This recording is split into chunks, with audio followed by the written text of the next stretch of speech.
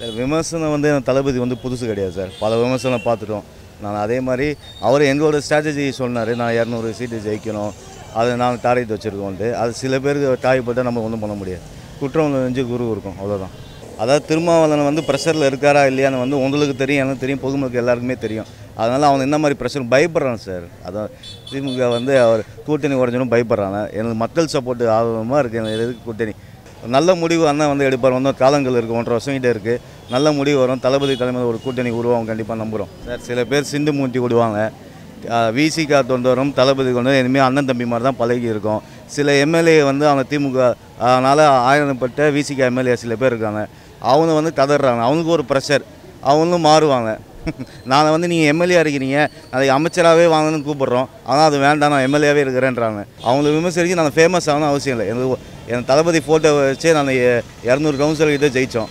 அதனால் விளம்பரம் தேடுறவங்களாம் மற்றவங்களை பற்றி விமர்சித்து அப்படி இப்படி ஃபேமஸ் ஆகும். இப்போ நிறைய பேர் வந்திருக்காங்க இல்லையா, அந்த மாதிரிலாம்.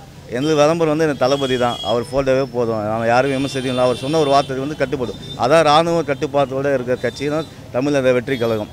அம்பேத்கர் பிறந்ததை முன்னிட்டு வந்து இலவச கேஸு, பேகு, நோட் புக்கெலாம் மாணவர்களுக்கும் பொதுமக்களுக்கும் வரும்.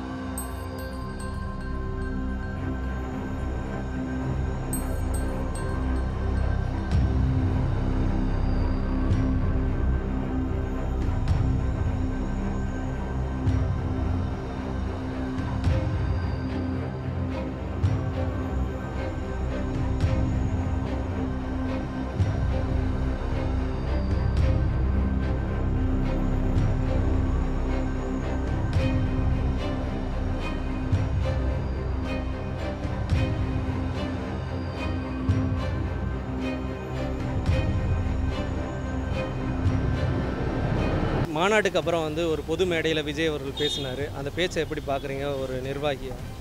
எழுச்சி மிச்ச பேச்சாக இருந்துச்சு. மக்கள்லாம் ஆர்வமாக வரவேற்கிறாங்க தளபதி ஸ்பீச்சை கேட்டு. இப்போ விஜய் அவர்களுடைய பேச்சு வந்துட்டு திமுகவை வந்து நேரடியாக தாக்கியிருக்காரு. 200 இடங்களில் வெற்றி பெறுவோன்னு இருமாப்போட இருக்கிறீங்க, அதெல்லாம் நடக்காது அப்படிங்கிற மாதிரி வந்து விஜய் பேசுனது இப்போ திமுக சைடில் பெரிய ஒரு கொந்தளிப்பை ஏற்படுத்தியிருக்குது.